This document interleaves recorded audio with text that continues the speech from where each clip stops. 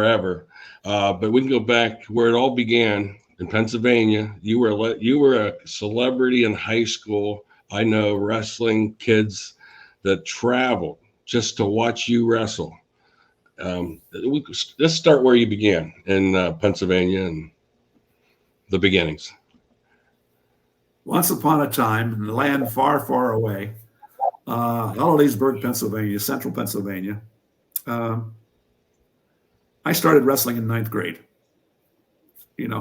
and it gets my goat a little bit, but I understand it. When they rank about who's the toughest, who was the best wrestler in Pennsylvania in high school, or who was the best college wrestler, who was the best overall, or whatever. When you go back into the 80s or 70s or 60s or back in the 1930s, you can't. It's really, really difficult to rate somebody in the 50s versus somebody in the 90s. Danny Hodge, one of the best, greatest we've ever had, was 39-0 in college for 3 years. So he had 13 matches a year.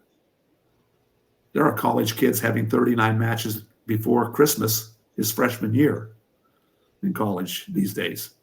Right. So, when you start ranking, and when I started wrestling, there was no such thing as elementary wrestling.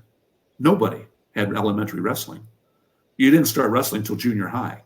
Now it's called middle school. Middle school is now 5th through 8th. And when I was younger, it was 7 through 9 is junior high, and high school was 9 or 10 through 12. So, you could only win 3 state titles in Pennsylvania prior to 1970-ish because you wrestled in high school. That was 10, 11, 12. In ninth grade, you were not allowed to wrestle in high school.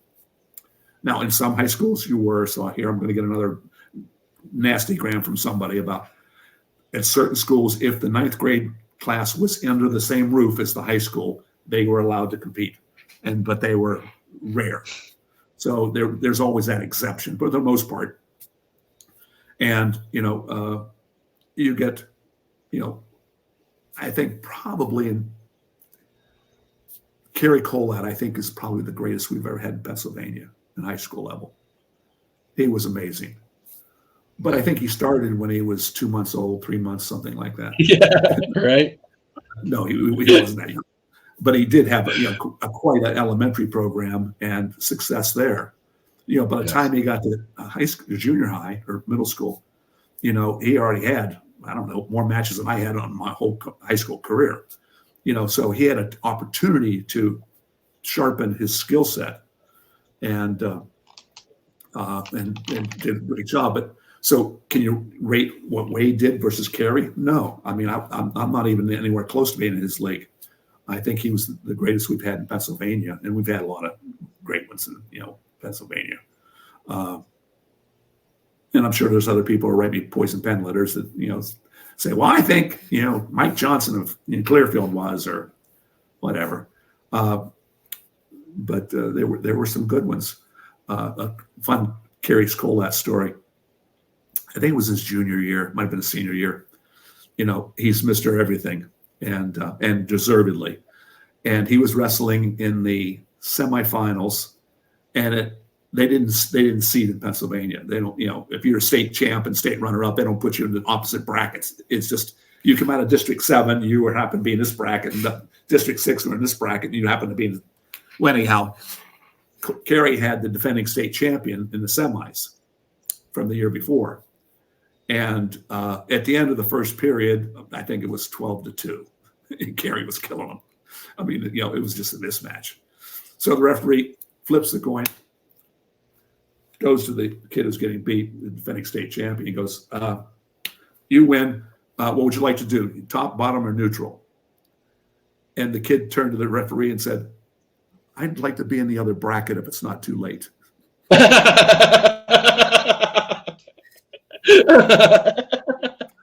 I'd like to be in the other bracket. It's not too late. I love it. That was one of the funniest things I've ever heard. That is great. Why the hell am I in his bracket? I'm going to lose. I might as well lose in the finals. Damn. That's great. And back, when I wrestled again, back in the day, we had Pennsylvania had sectionals, districts, regionals, and states, 4 weeks of qualifiers. and you usually had at least 2 matches, if not, we usually had 3 matches in the sectionals, 2 in districts, 2 in regions. In the states, you had 3 or 4 matches. But if you lost in the sectionals or the districts or the regionals, in the finals, whatever, you didn't go to the next week. Only the champion from the sectional went to the district. The champion from the district went to the region. Whereas today, they take the top 3 to the next level. What if a kid has a bad match? All kinds of reasons why, and we'll take the top 3. But, if Jimmy Carr was on the Olympic team as a junior in high school. All